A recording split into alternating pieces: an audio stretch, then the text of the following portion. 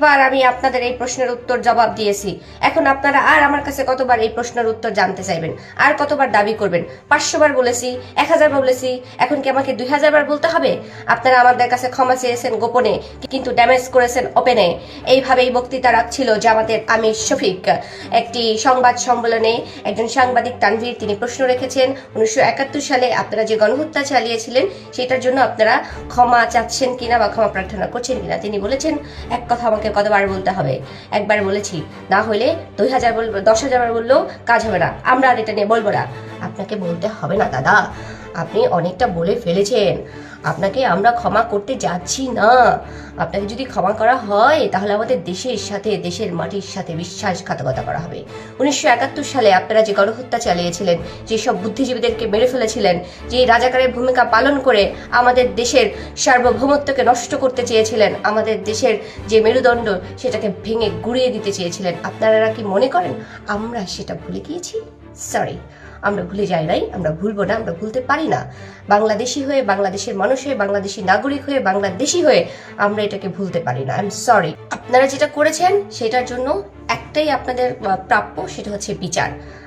আপনাদেরকে আপনি সহ এবং আপনাদের যারা আছে আপনাদের দলের বৃহৎ নেতারা, তাদের সবাইকে বিচারের আওতায় আনতে হবে, বিচার করতে হবে। আপনাদেরকে ক্ষমা করা যাবে না, আপনারা ক্ষমার অযোগ্য। আপনারা যে ক্ষমতার স্বপ্ন দেখছেন সেই স্বপ্ন হয়তো প্রতিফলিত হবে অন্য কোনো দেশে। আফগানিস্তান, সিরিয়া বলেন, পাকিস্তান বলেন, যেসব দেশকে আপনারা ভালোবাসেন সেই সব দেশে হয়তো এই সমস্ত ক্ষমতার প্রতিষ্ঠিত হতে পারে, কিন্তু বাংলাদেশের মাটিতে আপনাদের ক্ষমতা প্রতিষ্ঠিত হতে যাচ্ছে না দাদা। I am sorry. আর আপনি যে সাংবাদিককে এভাবে উল্টো প্রশ্ন করেছেন তার রাজনৈতিক মতাদর্শ নিয়ে, সেটা আপনি ভুল করেছেন। আপনার কাজ হচ্ছে প্রশ্নের উত্তর দেয়া, এটাও আপনি শিখতে পারলেন না। বয়স তো পেরিয়ে গেছে, 2 দিন পরে তো যাবেন কপাত কাজ মরিয়া টরিয়া। 2 দিন পরে আপনাকে তো খুঁজে পাওয়া যাবে না। কিন্তু আপনি এখন পর্যন্ত জানেন না যে একজন সাংবাদিক যখন প্রশ্ন করে সেই প্রশ্নের উত্তর দিতে হয়, প্রশ্নের বদলে প্রশ্ন করতে হয় না। সুতরাং আপনি প্রশ্নের উত্তর না দিয়ে আপনি এটা বুঝিয়েছেন যে আপনি কতটা বিশ্বাসঘাতক এবং কতটা নির্বোধ এবং কতটা হচ্ছে জবাব দিতে আপনি ভয় পান। তার মানে আপনি একজন ভীতু।